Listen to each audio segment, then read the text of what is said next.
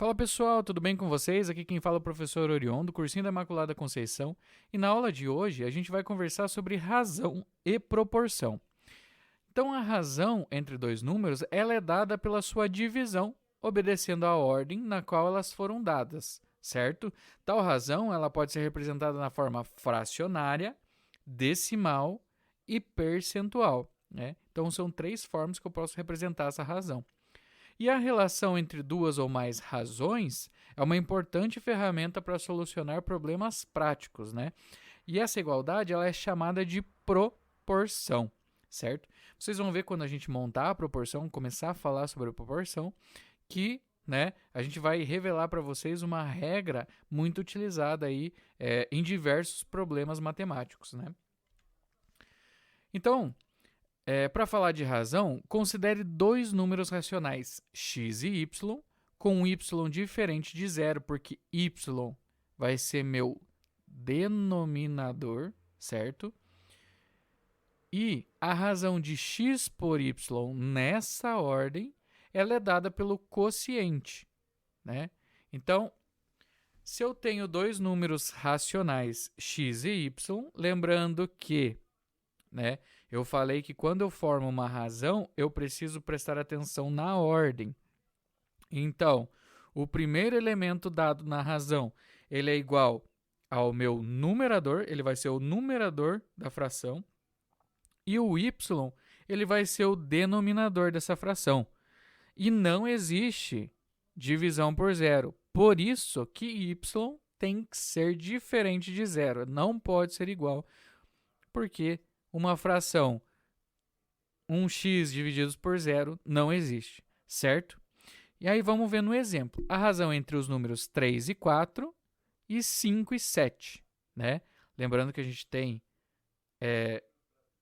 a ordem aqui influi, então 3, o primeiro número é o numerador, e 4 é o meu denominador.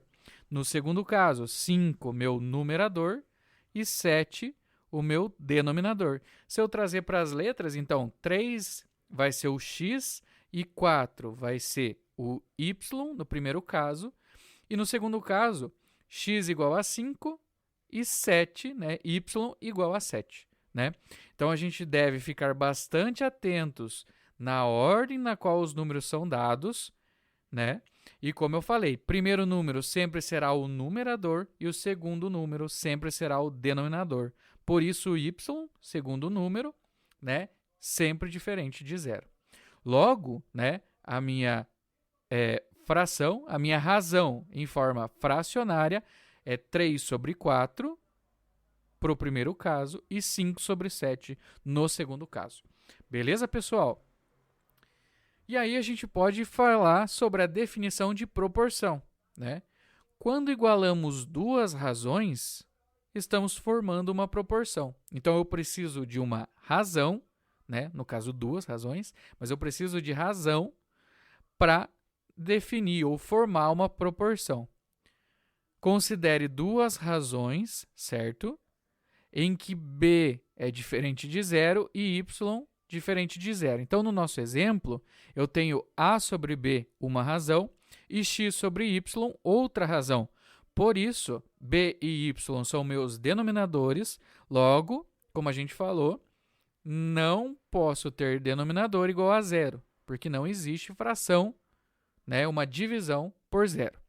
A igualdade será uma proporção, então essa igualdade A sobre B igual a X sobre Y, ela é uma proporção se A vezes Y igual a B vezes X.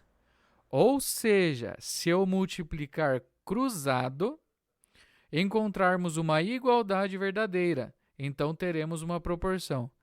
Quando eu faço a minha multiplicação cruzada, uma multiplicação em cruz, estou falando de regra de 3, certo? Lembra que eu falei ali no primeiro slide? Para solucionar problemas, a gente usa a proporção. Por quê? Porque eu tenho a regra de 3 como ferramenta para solucionar diversos problemas dentro da matemática. E a regra de 3 é a verificação da proporção. Beleza, pessoal? Vamos ver num exemplo. Então, verificar se os números 2, 3, 10 e 15 são proporcionais nessa ordem. Então, lembrando que para formar uma razão a minha ordem influi, então eu vou ter uma razão de 2 sobre 3 e 10 sobre 15, certo? Seguindo a ordem. Para isso, devemos montar a razão entre esses números e em seguida multiplicar cruzado. Se encontrarmos uma igualdade verdadeira, então eles serão proporcionais. Caso eu não encontre essa igualdade verdadeira, eles não serão proporcionais. Então, montando 2 e 3, razão 2 sobre 3, igual a razão de 10 e 15, 10 sobre 15. Então, multiplicando cruzado, eu vou multiplicar 2 vezes 15 e eu vou igualar a 10 vezes 3, ou 3 vezes 10, certo? E se isso se cumprir, aí eu posso comprovar a proporção. Então, 2 vezes 15, 30, tem que ser igual a 3 vezes 10, no caso é igual a 30, beleza? 30 e 30, uma igualdade verdadeira, logo são proporcionais. Beleza, pessoal? E aí, como representar uma razão? Então, vimos que uma razão é dada por uma divisão, que por sua vez pode ser representada por uma fração, certo? Ao realizar a divisão do numerador pelo denominador dessa fração, da forma fracionária, obtemos a forma decimal da razão, certo? Então, a minha forma fracionária é uma representação de uma divisão sem resolução, é uma fração. Então, x por y. Já o resultado dessa divisão é a minha forma decimal da razão, certo? E aí, com base na forma decimal, a gente pode escrever a razão em sua forma percentual. E isso é só eu multiplicar esse número decimal, a forma decimal dessa razão, por 100.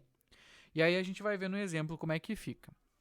Então, a representação da razão entre 2 e 4 na forma fracionária, na forma decimal e na forma percentual. Então, a razão entre 2 e 4, lembrando que a ordem influi, primeiro número é numerador e o segundo denominador. Então, a razão na forma fracionária de 2 e 4 é dada por 2 sobre 4, certo? E para determinar a forma decimal, basta eu realizar o cálculo, a divisão do numerador pelo denominador. Então, 2 divididos por 4 é igual a 0,5, ou meio, se você preferir.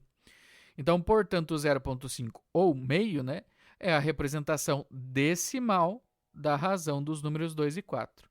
Então, fracionária 2 sobre 4, efetivamente, realizando a divisão, 2 divididos por 4, eu tenho 0,5, que é a forma decimal. E a gente falou que para calcular ou escrevermos essa razão na forma percentual, a gente precisa multiplicar a forma decimal, que é 0,5, por 100. Então, se eu multiplicar 0,5 vezes 100, eu tenho 50 na forma percentual. Então, é 50%. Beleza, pessoal? Então, portanto, concluindo, 2 sobre 4 é a forma fracionária, que é igual a 0,5, que é a forma decimal, que é igual a 50%, que é a forma percentual. Beleza, pessoal?